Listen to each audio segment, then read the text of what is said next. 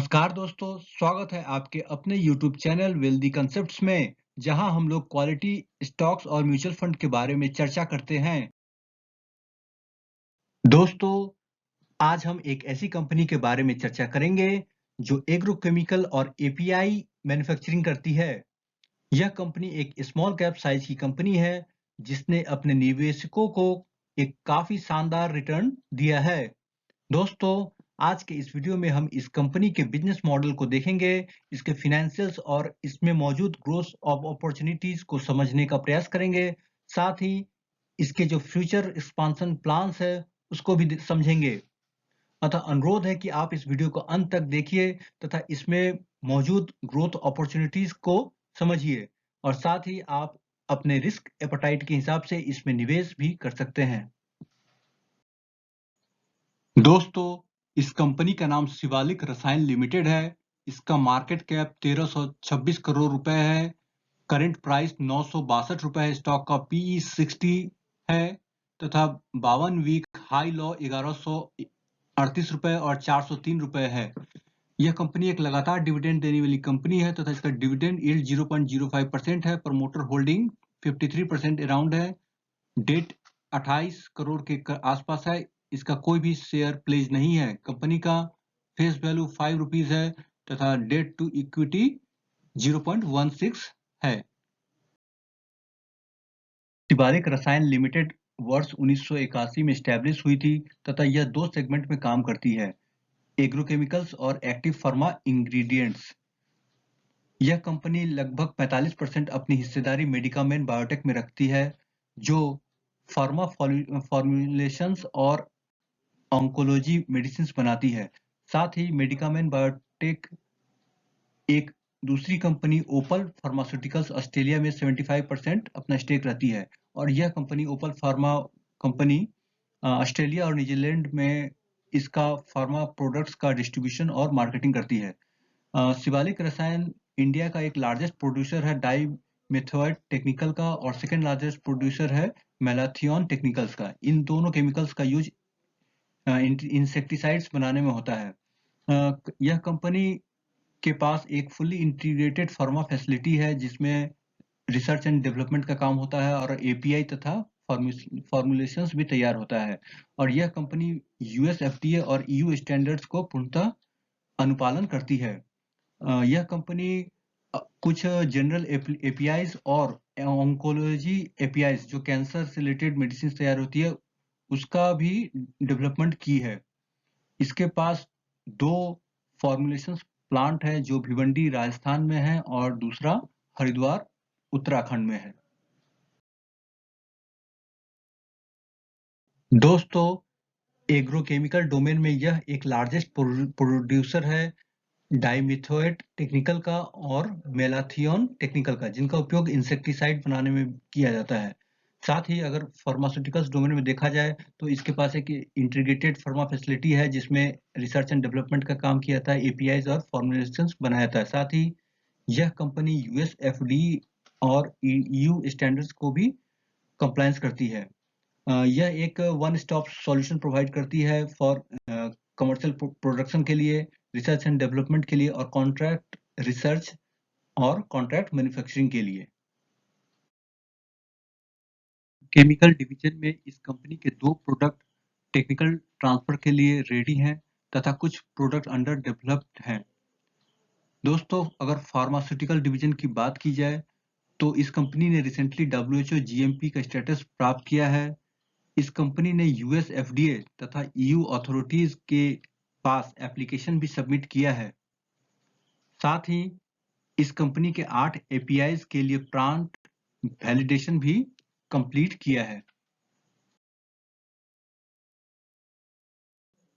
दोस्तों, इस कंपनी का new pharma manufacturing facility operational हो गई है, जहां जनरल एपीआई और ऑन्कोलॉजी एपीआई तैयार हो रही है। साथ ही इसने रिसेंटली डब्ल्यूएचओ जीएमपी अप्रूवल अपने नए दहेज प्लांट के लिए प्राप्त किया है और इसके जो 7 एपीआईज हैं वो प्लांट वैलिडेशन कंप्लीट कर लिए हैं। और इस कंपनी का जो एक्सपांशन प्लान है वह एग्रो और स्पेशलिटी केमिकल सेगमेंट में है, जो गुजरात के दहेज 3 में एस्टैब्लिश होने वाली है और वह लगभग दिसंबर 2022 तक पूरी हो जाएगी। इस कंपनी के पास एक हाईली क्वालिफाइड साइंटिस्ट की टीम है, एक well established research and development quality control का लैब है, जो इस कंपनी के डेवलपमेंट में काफी अहम भूमिका निभाएगी। इस कंपनी ने रिसेंटली इन्वायरमेंट क्लियरेंस भी प्राप्त किया है, जो इसका अपकमिंग एक्सपांशन है उस प्लांट के लिए। दोस्तों, इस कंपनी के अगर बिजनेस सेगमेंट को देखा जाए तो इसे हम 4 भागों में बांट सकते हैं। Corporate research and development Bhiwandi Rajasthan, जहां पर रिसर्च एंड डेवलपमेंट का काम किया जाता है और ये काफी वेल एस्टेब्लिश्ड फैसिलिटी है। अगर एग्रोकेमिकल डिवीजन को देखा जाए तो यह देहरादून में इसका प्लांट है, वहां पर एग्रोकेमिकल्स वगैरह बनाई जाती है, इंसेक्टिसाइड्स वगैरह भी तैयार होती है इसी में। अगर हम एपीआई और इंटरमीडिएट्स का विषय में बात करें तो ये जो न्यूली प्लांट ऑपरेशनल हुई है दहेज 2 में, वहां पर किया जाता है, जहां पर ऑन्कोलॉजी से रिलेटेड एपीआई और जनरल एपीआई भी तैयार की जाती है। और जो अपकमिंग जो इसका प्रोजेक्ट है वो एग्रो और स्पेशलिटी केमिकल की है, जो दहेज 3 में इस्टेब्लिश होने वाली है और यह लगभग नेक्स्ट ईयर दिसंबर तक इस्टेब्लिश हो जाएगी।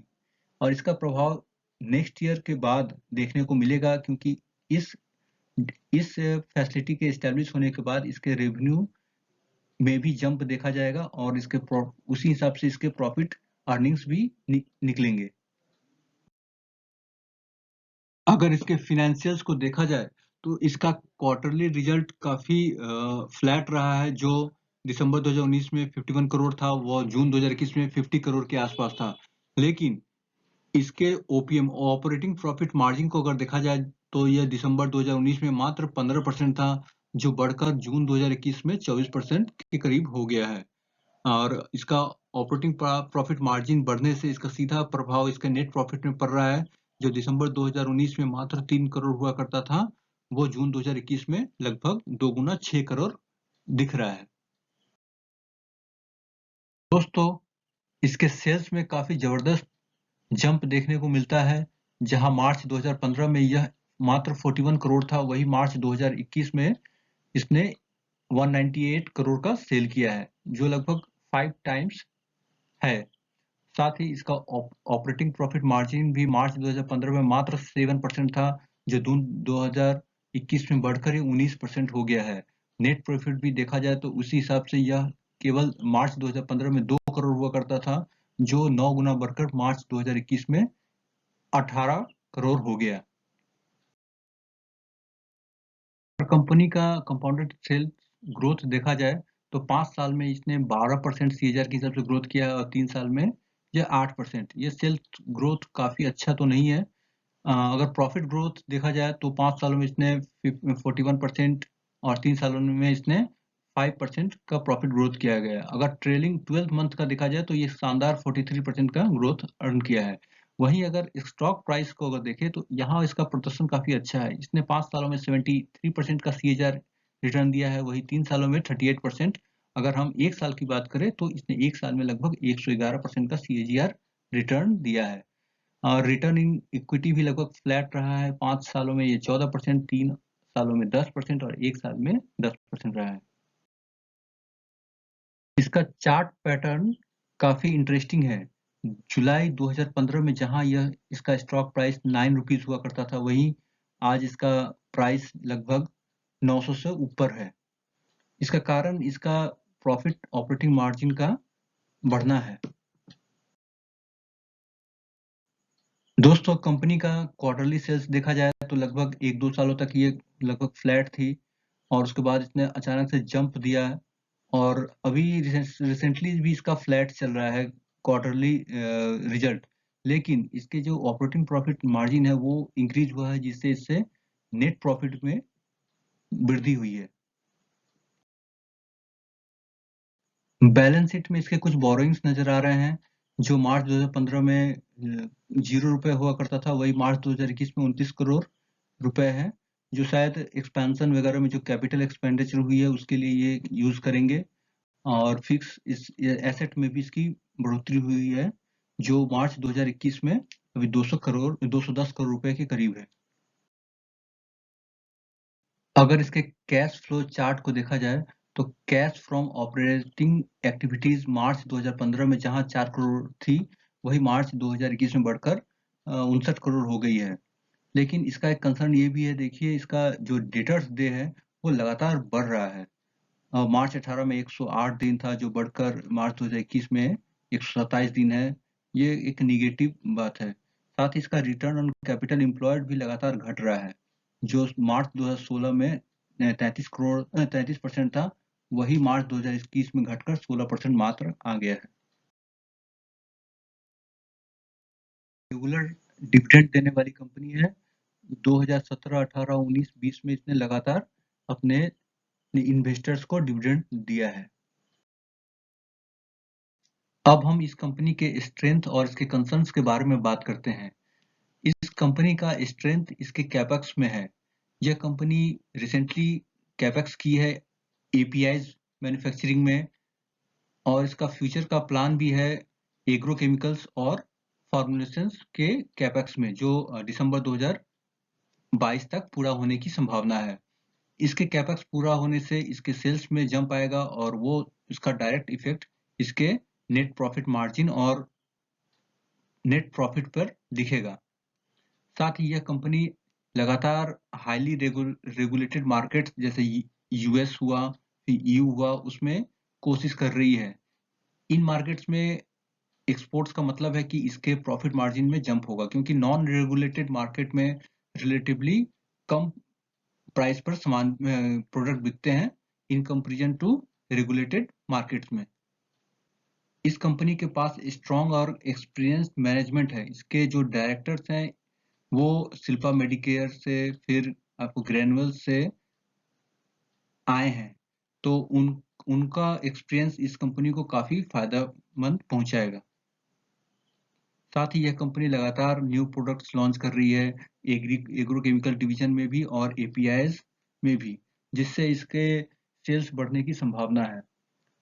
अगर इस कंपनी का कंसर्न देखा जाए तो वो कंसर्न दो इस समय दिख रहा है, जो कि इसका जो राइजिंग इंक्रीजिंग डेटर्स डे है वो है, और इसका डिक्रीजिंग आरओसीई है। और ये फ्यूचर में हम लोग को इसको ट्रैक करना होगा कि ये लगातार बढ़ रहा है या स्टेबल है या डिक्रीज हो रहा है।